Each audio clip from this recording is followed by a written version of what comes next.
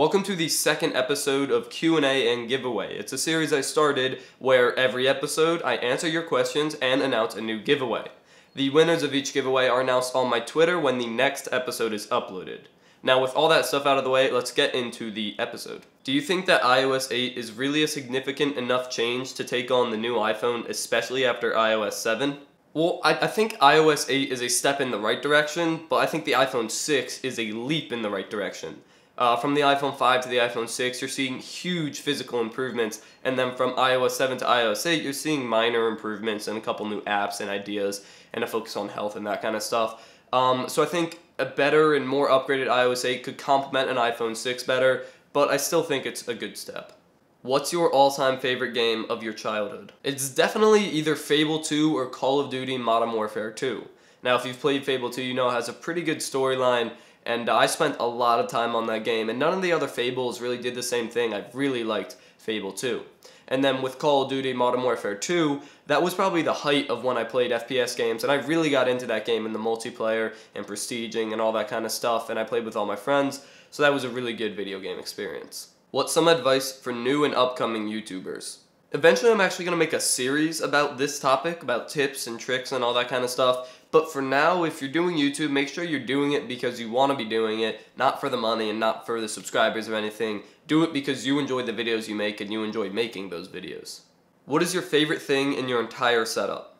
My favorite part is probably the Samsung UD590 4K monitor behind me. It's 28 inches with a 3840 by 2160 resolution, which is absolutely incredible. I can't really game at that resolution because it's incredibly hard to drive, but I do appreciate it for like productivity and video editing and whatnot. But the longest lasting part of my setup is actually the Corsair MM200 extended mousepad. I did do a review of that, so you can go check that out, and I'll probably review the Samsung 4K monitor in the near future.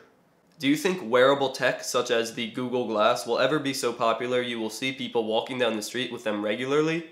Kind of, yeah. I think wearables in the future will definitely be an everyday thing. I don't know if it'll be glasses, because those are kind of a gimmick, but if it was like watches or a ring or something, I don't know, I could definitely see wearables becoming a lot more common. What do you think about the Chromebook that you had in this video? Thoughts and opinions. I actually only had it temporarily, but I really enjoyed my time with it. I think it has a really interesting spot in the market, because there's no laptops or notebooks or anything that compete in that price range. Yet at that price range, Chromebooks get a lot done and are extremely functional. With the Google Drive apps and Chrome, you are basically have a productivity-enabled device that you can carry anywhere, super light, and really inexpensive. What do you think are most worth it? Traditional HDDs, SSDs, or SSHDs?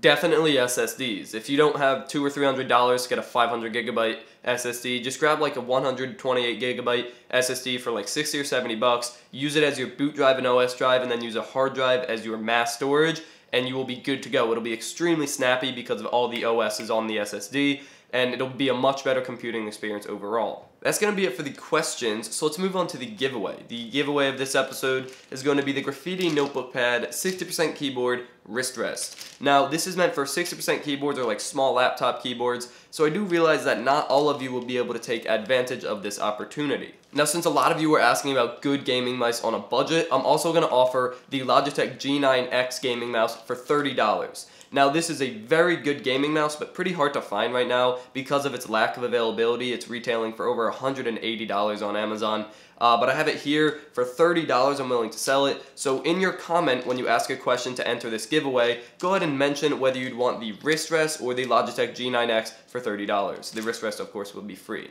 So as I said, if you want to enter this giveaway or the Logitech G9X purchase giveaway thing, go ahead and comment a question for the next episode. It can be anything about tech or the channel or me, whatever you want to ask. Go ahead and ask it down below and I will answer it in the next episode. Thank you for watching. Don't forget to subscribe for more content. Of course, leave a like so I can keep giving away bigger and better things in this series, and good luck.